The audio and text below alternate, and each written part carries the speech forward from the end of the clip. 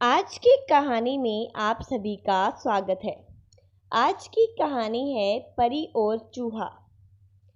एक गांव में एक पिंकी नाम की परी रहती थी। पिंकी परी बहुत ही अच्छी और मासूम परी थी।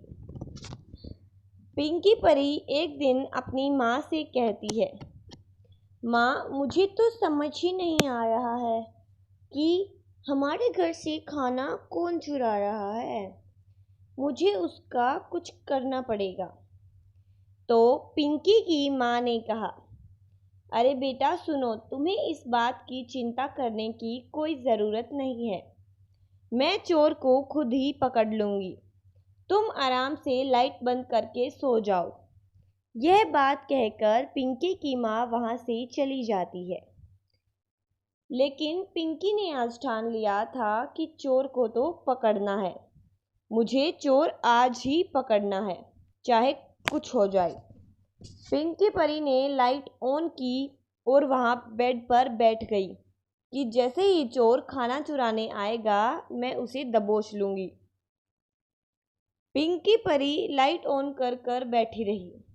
कुछ समय तक चोर नहीं आया तो उसने चोर को इधर उधर ढूंढना शुरू किया, लेकिन उसे कोई चोर नहीं मिला। पिंकी परी को लगा कि शायद चोर अंधेरे में आएगा, तो उसने चोर के लिए लाइट ऑफ कर दी कि जैसे ही चोर आएगा वह उसे पकड़ लेगी। कुछ क्षण बाद एक चूहा वहां आ गया। पिंकी परी ने उसे देख लिया था कि अच्छा यही चोर है। जैसे ही उसने खाने का एक बड़ा सा टुकड़ा चुराया, पिंकी परी ने लाइट ऑन कर दी और उस चूहे को खड़ी होकर देखने लगी। चूहा बहुत घबरा गया और हड़बड़ाने लगा। मैंने कुछ नहीं किया, मैं चोर नहीं हूं, मुझे छोड़ दो।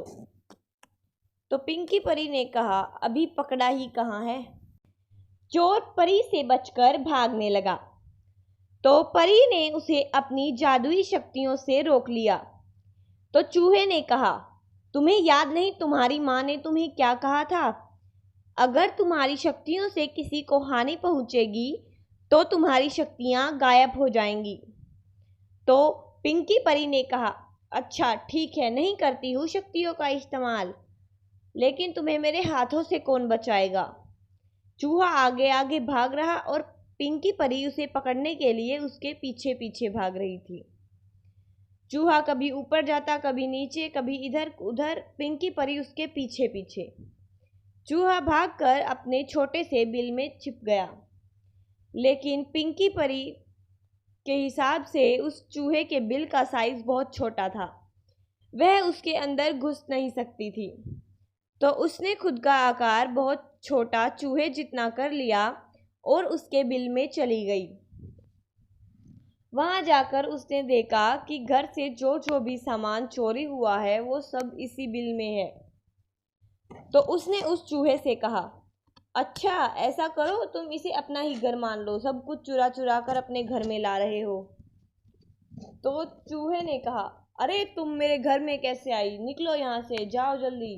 तो परी ने कहा, मैं तुम्हारे घर में बिल्कुल उसी तरह आई हूँ जैसे तुम हमारे घर में आते हो।